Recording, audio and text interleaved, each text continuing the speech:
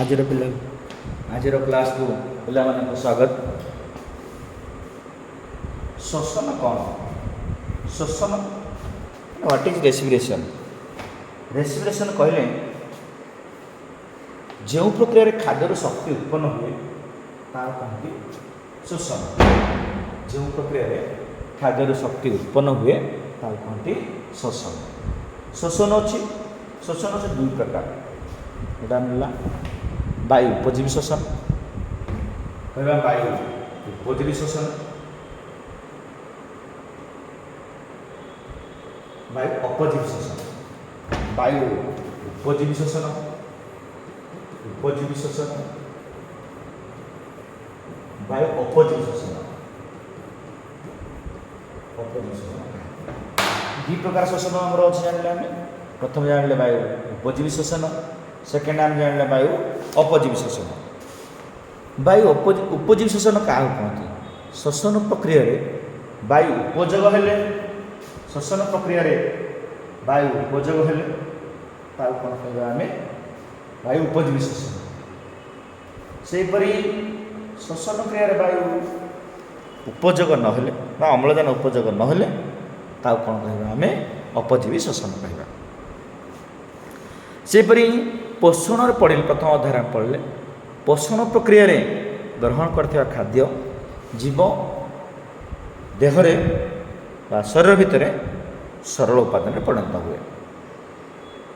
ଏହି ସରଳ ଉପାଦାନ ଗୁଡ଼ିକ ଜୀବକୋଷରେ ପୁଣି ଉପଲବ୍ଧ ହୋଇଥାଏ। ତେଣୁ ଆମେ ଜାଣିଲେ ଏଥିରୁ କ'ଣ ହୁଏ? ଏହି ଉପାଦାନ ମଧ୍ୟରୁ କ'ଣ ବାହାରିଥାଏ? ଗ୍ଲୁକୋଜ୍ ବାହାରିଥାଏ। ଗ୍ଲୁକୋଜ୍ ବାହାରି ଅର୍ଥାତ୍ ଆମେ ସରଳ ଖାଦ୍ୟ ଗୁଡ଼ିକ କୋଷ ଭିତରେ ଜାରିତ ହୋଇ ଆମକୁ ଶକ୍ତି ମିଳିଥାଏ। ତେଣୁ କହିବାକୁ ଗଲେ ଯେଉଁ ପ୍ରକ୍ରିୟାରେ ଖାଦ୍ୟରୁ ଶକ୍ତି ଉତ୍ପନ୍ନ ହୁଏ ତାହାକୁ କ'ଣ କହିବା ଆମେ? ଶୋଷଣ କହିବା। ତାକୁ କ'ଣ କହିବା ଆମେ? ଶୋଷଣ କହିବା। ଶୋଷଣ ଅଛି ଆମର, ଶୋଷଣ ସାଧାରଣତଃ ଆମର ଫୁସ୍ଫୁସ୍ ଅଛି, ବାୟୁ ନେବା ଭିତରକୁ ନେଇଥାଉ ବା ଶୋଷଣ ଅଛି। ନିଶ୍ୱାସ କହନ୍ତି ଆମେ, ପ୍ରଶ୍ୱାସ କହନ୍ତି। ନିଶ୍ୱାସ ମାନେ ଆମେ କ'ଣ କରିବା? ଅମ୍ଳଜାନ ବାହାରକୁ ଆସିବାକୁ କ'ଣ କହିବା? ଫୁସ୍ଫୁସ୍ରୁ ଅମ୍ଳଜାନ ବାହାରକୁ ଆସିବାକୁ କ'ଣ କହିବା ଆମେ? ନିଶ୍ୱାସ କହିବା। ଫୁସ୍ଫୁସ୍କୁ ଅମ୍ଳଜାନ ନେବାକୁ, ବାହାରୁ ଅମ୍ଳଜାନ ଫୁସ୍ଫୁସ୍ ଭିତରୁ ପ୍ରବେଶ କରିବାକୁ କହନ୍ତି ପ୍ରଶ୍ୱାସ କହନ୍ତି ଆମେ। ତେଣୁ ଶୋଷଣରେ ଗ୍ଲୁକୋଜ୍ କ'ଣ ହୁଏ? ଗ୍ଲୁକୋଜ୍ ଜାରିତ ହୋଇ ବା ସରଳ ଖାଦ୍ୟ ଗ୍ଲୁକୋଜ୍ ଜାରିତ ହୋଇ ଏଥିରୁ ଏଟିପି ତିଆରି ହୁଏ ଏବଂ ଅଙ୍ଗାରକାମ୍ଳ ନିର୍ଗତ ହୋଇଥାଏ।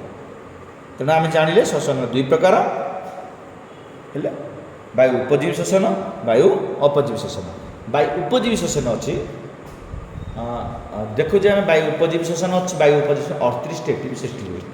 ବାୟୁ ଅପଜୀବୀ ଶୋଷଣରେ 2ଟି ଏଟିପି ସୃଷ୍ଟି ହୁଏ।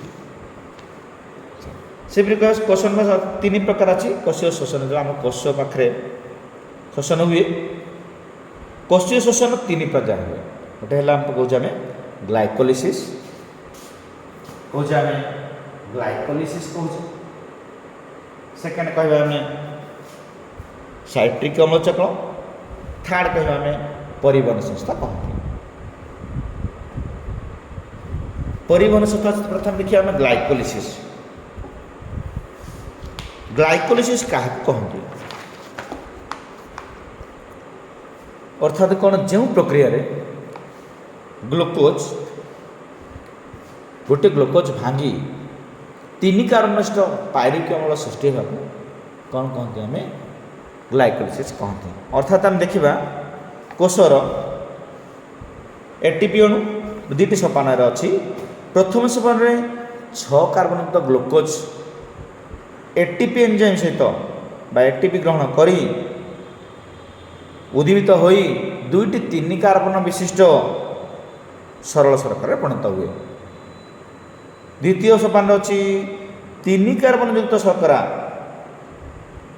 ଜୈବ ରାସାୟନିକ ପ୍ରକ୍ରିୟା ଦ୍ୱାରା ପାଇରୁଭିକ ଅମ୍ଳରେ ପରିଣତ ହୋଇଥାଏ।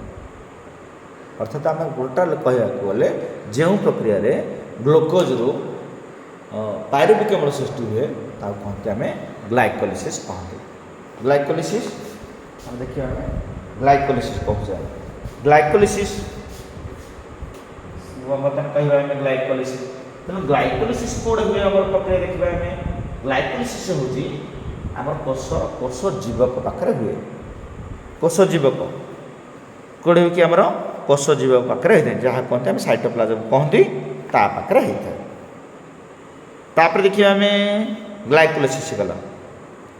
ତାପରେ ଆସିବା ଯେ କୋଷରେ ଆମେ ଯେଉଁ ଅପଜୀବୀ ଶୋଷଣ ଅଛି, ଏଇଟାକୁ କ'ଣ କହନ୍ତି? କିରଣ ପ୍ରକ୍ରିୟା ମଧ୍ୟ କହନ୍ତି। କିରଣ ପ୍ରକ୍ରିୟା, ବାୟୁ ଉପଜୀବୀ ଶୋଷଣକୁ କିରଣ ପ୍ରକ୍ରିୟା ମଧ୍ୟ କହନ୍ତି। କିରଣ ପ୍ରକ୍ରିୟା ଅଛି, ବର୍ତ୍ତମାନ ଅଛି ଦେଖୁଛୁ ଆମେ କିରଣ ପ୍ରକ୍ରିୟା ଅଛି।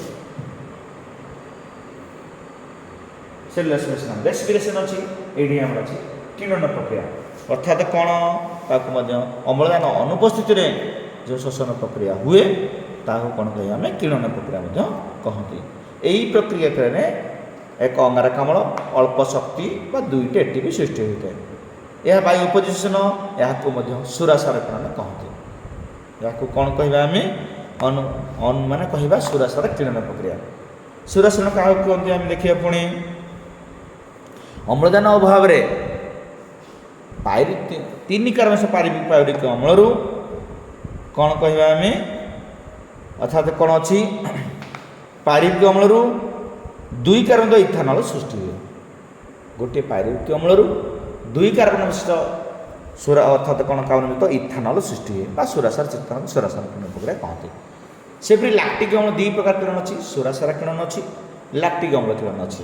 ଲାକ୍ଟିକ୍ ଅମ୍ଳ କିରଣ କହୁଛି କ'ଣ କହୁଛି ଆମେ?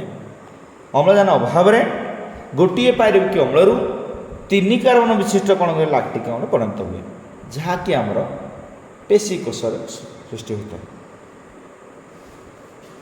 ପେଶୀ କୋଷରେ ସୃଷ୍ଟି ହୋଇଥାଏ। ତେଣୁ ଆମେ ଜାଣୁ ଯେ କ'ଣ ସମୟରେ ଆମର ମାଂସପେଶୀ ଗୋଟେ ବାକୁଲା ହେଇଯାଏ, ମାନେ ଲାଗିଯିବା ଛାଡ଼ିବନି, ଯଦି ଅମ୍ଳଜାନର ଅଭାବ ହେବ। ତେଣୁ ମାଂସପେଶୀ ଆମର ଗ୍ଲୁକୋଜ ଜାରଣ ହୋଇପାରିବନି। ଏଠି କ'ଣ ହେବ? ତେଣୁ ଏଠି ଅମ୍ଳଜାନ ଉପସ୍ଥିତି ବା ପାଇରଣ ପ୍ରବେଶ କରେ। ତେଣୁ ରାସାୟନିକ ପଦାର୍ଥରେ ରାସାୟନିକ କ୍ରିୟା ମାଧ୍ୟମରେ ଶକ୍ତି ସୃଷ୍ଟି ହୁଏ, ତା ସହିତ ଅଙ୍ଗାରକାମ୍ଳ ସୃଷ୍ଟି ହୁଏ ଏବଂ କିଛି ଜଳ ମଧ୍ୟ ନିର୍ଗତ ହୁଏ। ମୋଟାମୋଟି କହିଲେ ବାୟୁ ଉପଜୀବୀ ଶୋଷଣ 2 ପ୍ରକାର ଅଛି, ସୁରାସାର କିରଣ, ଲାକ୍ଟିକ୍ ଅମ୍ଳ କିରଣ। ଲାକ୍ଟିକ୍ ଅମ୍ଳ ପେଶୀ କୋଷରେ ହୋଇଥାଏ, ସୁରାସାର ଇଷ୍ଟ ପାଖରେ ହୋଇଥାଏ। ଇଷ୍ଟ ଭଳି ଅଣୁଜୀବରେ ସୁରାସାର କିରଣ ହୋଇଥାଏ। ଯେପରି ଆମର ଯେଉଁ ମଦ ତିଆରି ହେଉଛି, ସୁରାସାର ଆଲକୋହଲ ତିଆରି ହେଉଛି, ସମସ୍ତେ ପିଇ ଯାଉଛି। ତେଣୁ ଆମେ ସେ କହୁଛି ସୁରାସାର କିରଣ ମାନେ ଆମେ ବୁଝିଲେ କ'ଣ? ଗୋଟିଏ